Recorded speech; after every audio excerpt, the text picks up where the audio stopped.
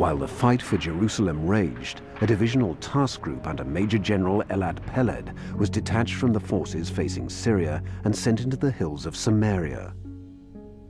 Slowly, a brigade fought their way against well-prepared Jordanian defenses through Jenin, through fierce fighting at Kapatia, towards Nablus.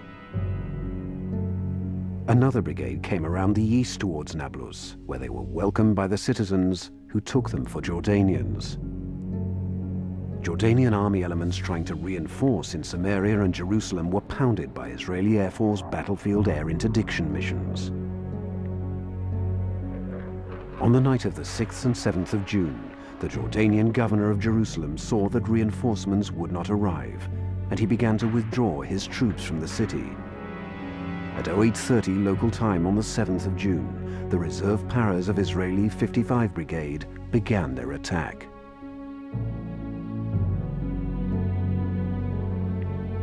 Two battalions climbed the ridge of the Mount of Olives near Augusta Victoria Hospital and moved along the ridge to the Kidron Valley, while a third battalion moved along the walls of the old city. The 3rd Battalion, led by Brigade Commander Colonel Motta Gur, moved through the city walls at St. Stephen's Gate and spread through the narrow alleys of the old city. By 10 o'clock in the morning of the 7th of June, the old city was secure.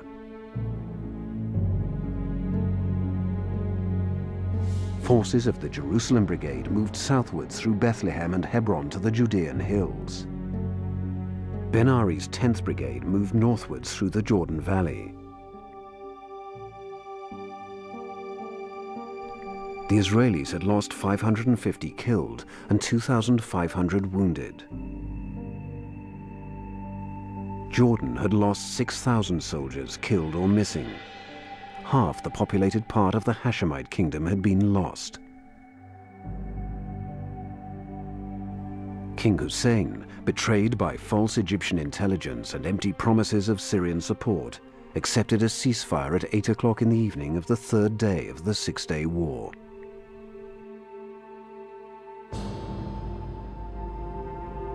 Syria had started this war. Egypt had attacked to show they were fiercer than Syria. Egypt and Syria had bullied King Hussein into attacking too. The Israelis had defeated the Egyptian army in 4 days, and the Royal Jordanian army in 3 days. As things were going badly for Jordan and Egypt, 8 Syrian brigades sat out the war on the Golan Heights. The villagers of northern Israel protested that the frowning massif of the Golan Heights was making it easy for Syrian artillery to target their farms. For years, the Syrians had made life miserable for them, attacking them as they worked. During the Six-Day War, 2 Israeli civilians were killed by Syrian artillery and 16 were wounded. Guerrillas sponsored by Damascus had been operating in northern Israel, attacking Israeli infrastructure targets. After Egypt accepted a ceasefire on the 8th of June, the Israeli Minister of Defense approved an attack on the Golan Heights. The Golan Heights rise about 620 meters above the Sea of Galilee. It is a great, huge plateau, flat on top, covered with huge volcanic basalt boulders, cut deeply by ravines and canyons, and it looms over the lower Galilee in Israel. When you stand on the brow of the Golan Heights, overlooking the Sea of Galilee and overlooking the lower Galilee itself, you can see everything. It is also, if you like, a barrier, a bit more than a speed bump, but certainly not mountainous, between 2 opposing states. So the state that actually holds the height has a very great strategic advantage. The Israelis can use it as a launch pad towards Syria and Damascus. The Syrians, if they take and hold it, can use it to bombard northern Israel, Galilee, or indeed to attack at a point where Israel has very little strategic depth. So the Golan Heights has very great strategic importance to both sides, and as a result of that, both sides very much focus on it.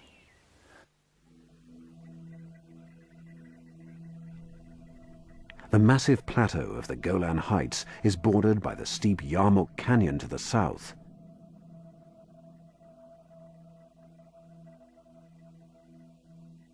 The bluffs overlooking the Sea of Galilee to the southwest, and the comparatively shallow valley of the Jordan River to the west.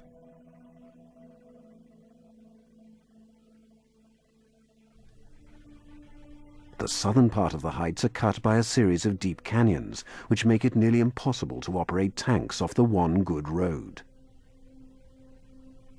The Syrian army defended the heights with 3 groups of brigades. The 35th Group of Brigades had 2 regular infantry brigade groups forward, and an infantry brigade group and a mechanized brigade group in reserve. This divisional task group defended the rough canyon country of the southern Golan. The 12th Group of Brigades defended the northern sector of the heights with a regular and a reservist infantry brigade group forward, and reservist infantry and an armored brigade group in reserve. Mixed in with these brigades were 5 battalions of Syria's Republican Guard.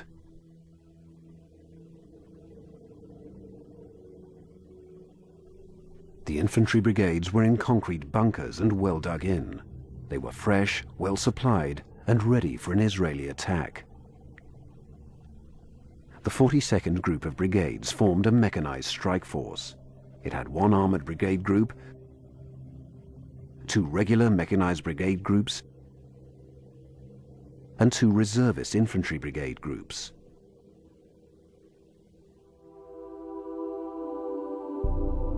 This strike force was in reserve along the axis from Damascus to Quneitra city.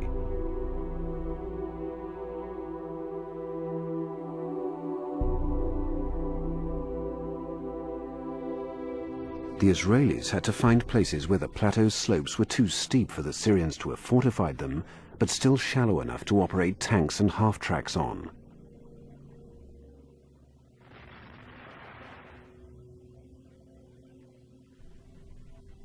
The Israelis committed 2 divisional task groups to the Golan Heights.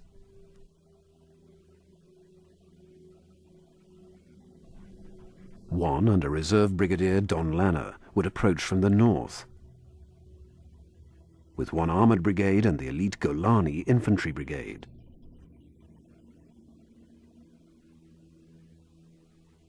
The other would attack up the harsh southern slopes of the heights. This group consisted of brigades which had been fighting around Jerusalem, which would have to redeploy to the Golan while Lanner's task group fought in the north.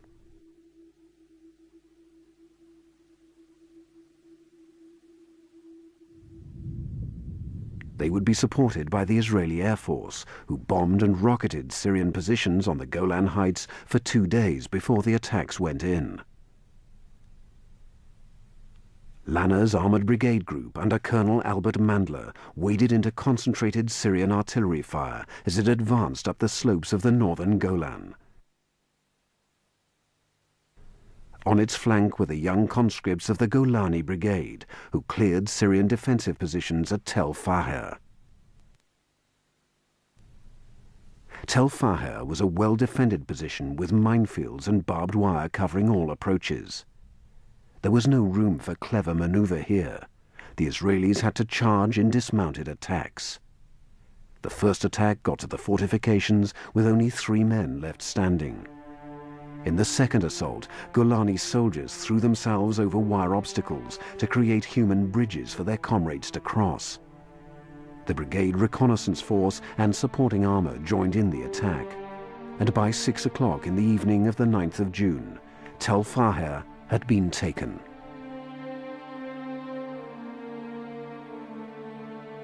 By the end of the first day, the northern edge of the heights had been taken by the Israelis.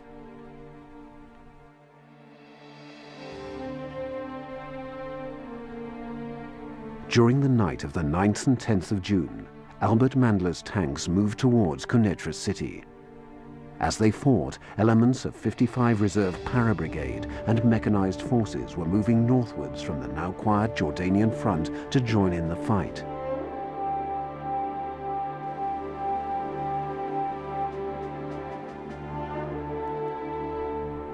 On that night of complex maneuver, the Syrian regime quietly withdrew their main mechanized striking force, the 42nd Group of Brigades, closer to Damascus.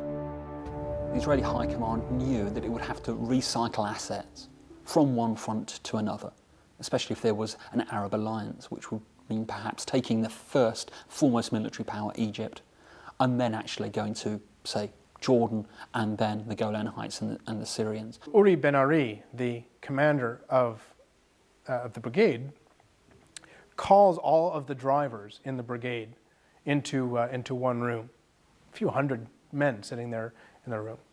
And he says, "Gentlemen, we need to go up to the Golan Heights, and we need to be there by 4 o'clock tomorrow morning." And he gave them all a grid reference, and he said, "This is the end point of our movement. Between here and there are going to be military police trying to exercise traffic control. There are going to be logisticians who want signatures and paperwork in return for fuel. I don't care how you get from here to there, just be there by 4 o'clock tomorrow morning."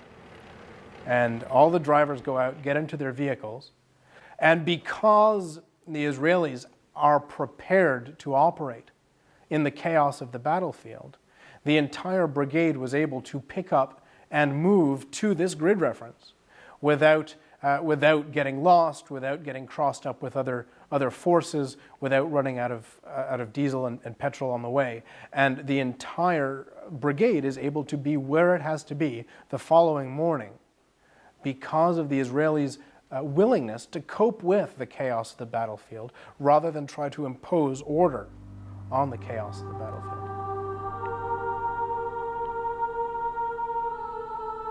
Elements of 2 brigade groups crossed into the central Golan early in the morning of the 10th of June. After lunch, a quickly assembled Israeli divisional task group began an attack from the south, up the steep bluffs and leapfrogging across the difficult country beyond.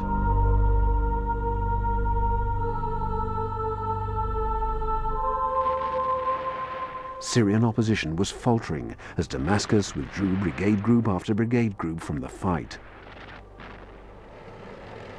Syria could afford to lose the Golan Heights, but it could not afford to lose its army.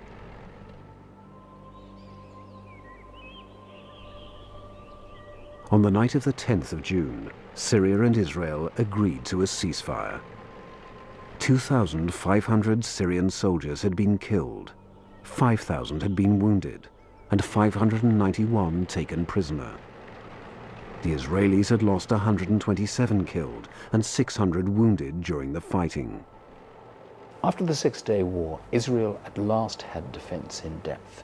Israel had territory with which it could trade. It could trade for peace, it could trade for recognition. They had, for the first time in their history, created buffer zones around their initial state. The fact that the Sinai was occupied by the Israelis was seen as something that was extraordinary. Now, perhaps they didn't have enough forces to actually occupy it in the way that it needed to be occupied. Perhaps it led to complacency. But between 1967 and 1973, the Sinai was an absolutely crucial buffer zone. They also had taken the Golan Heights from the Syrians, an absolutely central strategic point that allowed the Israelis all sorts of advantages in northern Israel. And then, of course, they'd also taken the West Bank, an area of great religious, strategic and operational sensitivity. But Israel also had huge problems. Israel had occupied the West Bank, and the West Bank had a substantial Palestinian population. Now, this was going to create all sorts of difficulties, because not only would the international community not recognize Israeli annexation of the West Bank, but within Israeli society itself, there were elements who were arguing that this territory, this West Bank territory, was in fact part of historic Israel and therefore should be settled by Israelis. The Israelis, with their long tradition of settling Israel by building Israeli settlements, begin building settlements in the Golan Heights, in the West Bank, and in the Sinai. And certainly for political and religious reasons, one can understand why they're building settlements on the West Bank. because that is the part of the biblical land of Israel, as I suppose the Golan was as well. But they build settlements in the Sinai, which means that they need to defend the Sinai. It is no longer really part of their strategic depth. Likewise, they build settlements on the Golan Heights, which then have to be defended and which reduce their strategic depth yet again to nearly nil. The Israelis gain depth on a map, but they ruin the depth by building settlements in it. Before the war, Israel had been subjected to an Egyptian blockade of the Straits of Tiran. She had also suffered Syrian artillery attacks and threats to her water supply. Jordanian barbed wire had divided Jerusalem, denying Israelis access to the old city. In 6 days, the Israelis had conducted a strategic defense by attacking Egypt, Jordan, and Syria in turn. The United Nations resolutions which ended the war called on the Israelis to give up some of its territory in return for peace. More than 10 years later, and after a disastrous war, Israel returned the Sinai Peninsula to Egypt in exchange for a peace treaty. More than 20 years later, Israel and Jordan also agreed an open peace treaty.